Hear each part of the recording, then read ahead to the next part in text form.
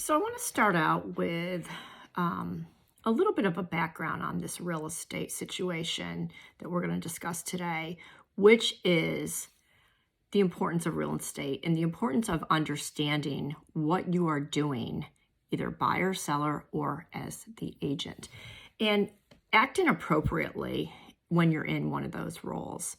So, real estate, for one thing, is an enormous investment.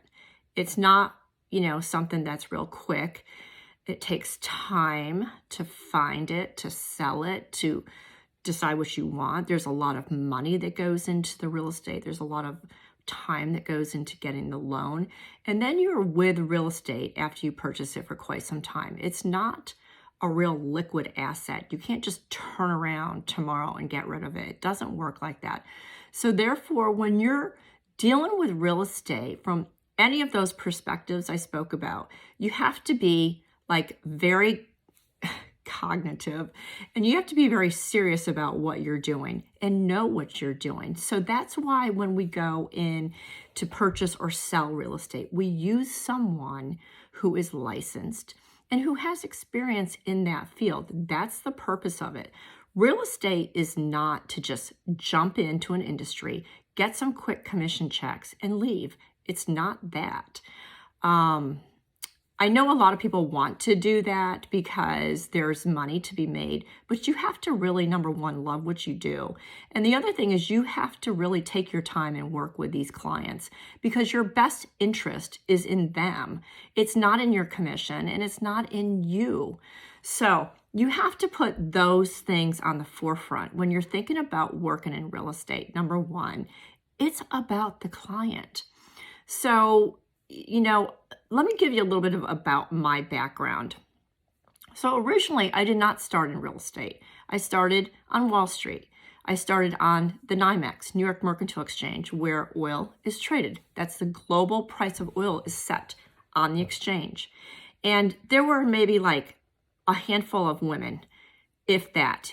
So, I learned starting right out of college that being persistent and learning through some of the best people in the industry is the way to go. And that's what I did. I paid the price of learning. I was at the bottom of my industry and I worked my way up and I learned as I went.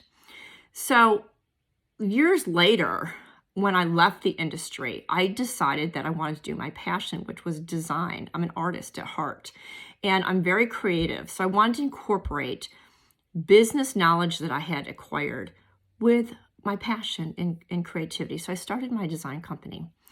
And what I did was I would buy properties one by one and redesign, renovate, stage, and they would all sell and they sold beautifully.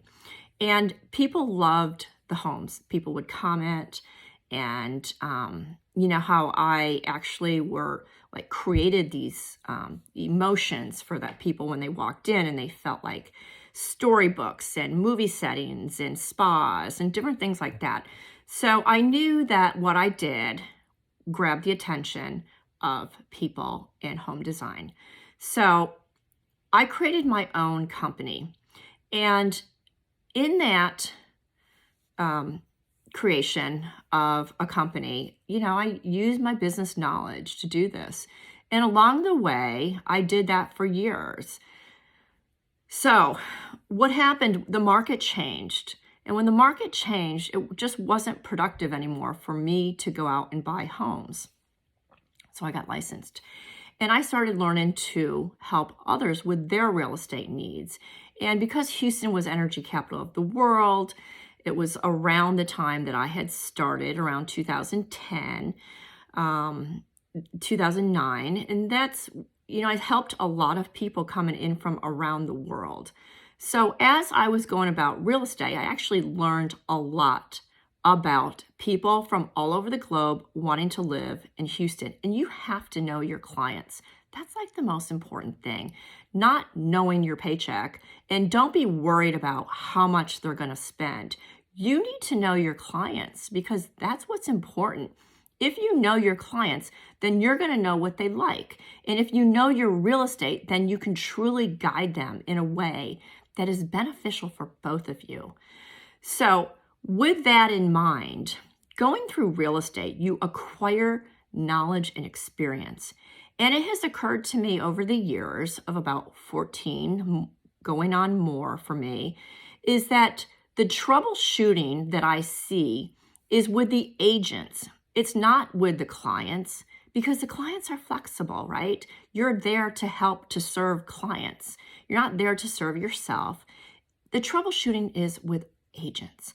So agents do some peculiar things. And for me, they're very peculiar because they're not like conducting standard business etiquette. And when you stumble into agents doing things that are not the norm, then it becomes difficult to actually achieve the results that you need for your client and yourself. So what this comes down to is perfecting the deal and understanding etiquette in real estate.